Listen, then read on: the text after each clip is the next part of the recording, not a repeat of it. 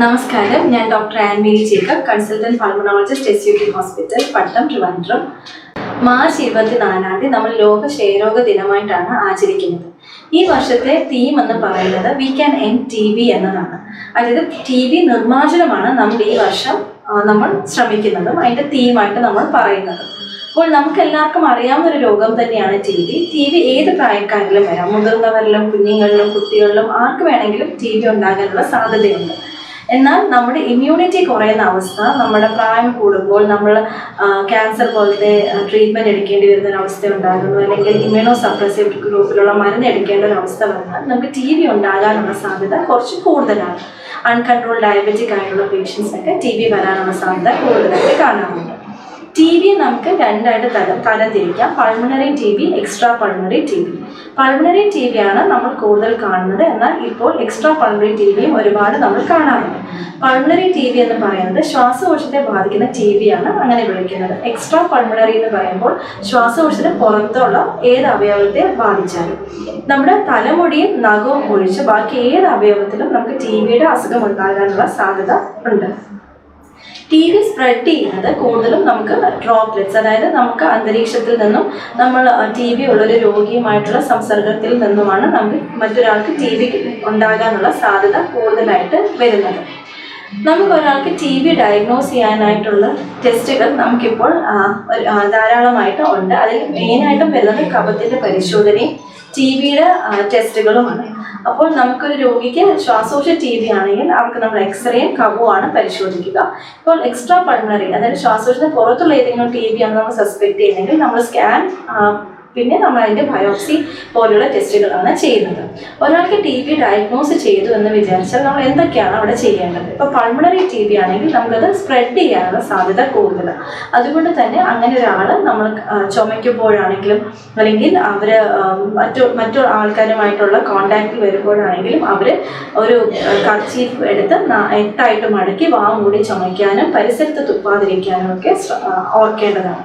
Extra pulmonary TB, അതായത് TB ശ്വാസകോശത്തിന് പുറത്തു വരുന്ന TBകൾ കൂടുതലും പകരുന്ന തരത്തിലുള്ള TBകളല്ല.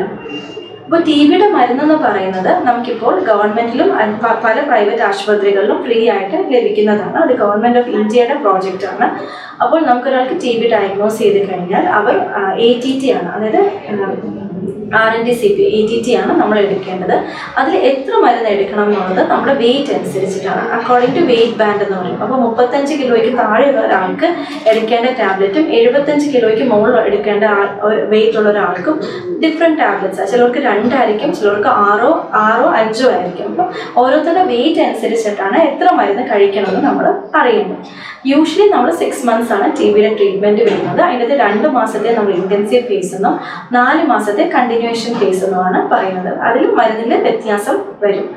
അതുപോലെ നമുക്കൊരാൾക്ക് TB ഉണ്ടെങ്കിൽ നമ്മൾ എങ്ങനെയാണ് അതിന് മരുന്ന് കിട്ടേണ്ടത്? നമ്മൾ അടുത്തുള്ള സർക്കാർ ആശുപത്രികൾ എല്ലാം തന്നെ നമ്മൾ ആദ്യം തന്നെ TB രജിസ്റ്റർ ചെയ്യണം. അത് നമ്മൾ എവിടെ നിന്നാണ് ഡയഗ്നോസ് ചെയ്തതെന്ന് വെച്ചാൽ, ഇപ്പോൾ നമ്മളൊരു ആശുപത്രിയിലായിരിക്കുമല്ലോ അത് കണ്ടുപിടിക്കുന്നത്. ആ ആശുപത്രി ഒരു TBയുടെ സെൻറ്റർ ആണെങ്കിൽ, ഇപ്പോൾ പ്രൈവറ്റ് ആശുപത്രികൾ പലതും TBയുടെ സെൻറ്ററാണ്. അപ്പോൾ അവിടെ നിന്ന് തന്നെ നമുക്കത് നിക്ഷി എന്ന് പറഞ്ഞ സൈറ്റിലേക്ക് അവർ തന്നെ ഹോസ്പിറ്റലിൽ തന്നെ അതിനുള്ള ആൾ കാണും. അത് രജിസ്റ്റർ ചെയ്യും. രജിസ്റ്റർ ചെയ്ത് കഴിഞ്ഞ് കഴിഞ്ഞാൽ മരുന്ന് ഒന്നുകിൽ ആ ആശുപത്രിയിൽ നിന്ന് തന്നെ ഫ്രീ ആയിട്ട് കിട്ടും. അതല്ലെങ്കിൽ നമുക്കിപ്പം ദൂരെയാണെന്നുണ്ടെങ്കിൽ നമുക്ക് അടുത്തുള്ള പ്രാഥമിക ആരോഗ്യ കേന്ദ്രത്തിലേക്ക് അവിടെ നിന്ന് ഒരു ലെറ്റർ തരികയും ആ ലെറ്ററും കൊണ്ട് അടുത്ത PHCയിൽ പോയാൽ അവിടുന്ന് മരുന്ന് ലഭിക്കുകയും ഫോളോ അപ്പ് ഒന്നുകിൽ ആ PHCയിലോ അല്ലെങ്കിൽ മറ്റേ ആശുപത്രിയിലോ എവിടെയാണെങ്കിലും ചെയ്യാം. മരുന്ന് കഴിക്കുമ്പോൾ നമ്മൾ പ്രത്യേകം ശ്രദ്ധിക്കേണ്ടത്, ഈ മരുന്നിൻ്റെ കുറച്ച് സൈഡ് എഫക്ട്സ് ഉണ്ട്. അതിൽ പ്രധാനമായിട്ട് വരുന്നത് ലിവറിനെയും കിഡ്നിയും ബാധിക്കാൻ സാധ്യതയുണ്ട് എന്നുള്ളത്. അപ്പോൾ ലിവർ ഫങ്ഷനും കിഡ്നി ഫങ്ഷനും നമ്മൾ ആഴ്ചയിലും 2 ആഴ്ചയിലൊക്കെ ആയിട്ട് നമ്മൾ കണ്ടിന്യൂസ്ലി മോണിറ്റർ ചെയ്യേണ്ടി വരും. അതിലെന്തെങ്കിലും വ്യത്യാസം ഉണ്ടെങ്കിൽ മരുന്നിൽ നമ്മൾ വ്യത്യാസം ആക്കേണ്ടതായിട്ടും വരും. പിന്നെ നമ്മുടെ കാഴ്ച ടെസ്റ്റ് ചെയ്യേണ്ടി വരും.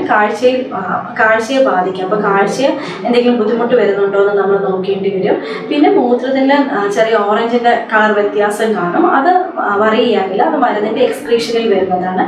പിന്നെ ചില പനികൾ, ചില സന്ധി വേദനകളൊക്കെ ഇതോടൊപ്പം കാണാൻ സാധിക്കും.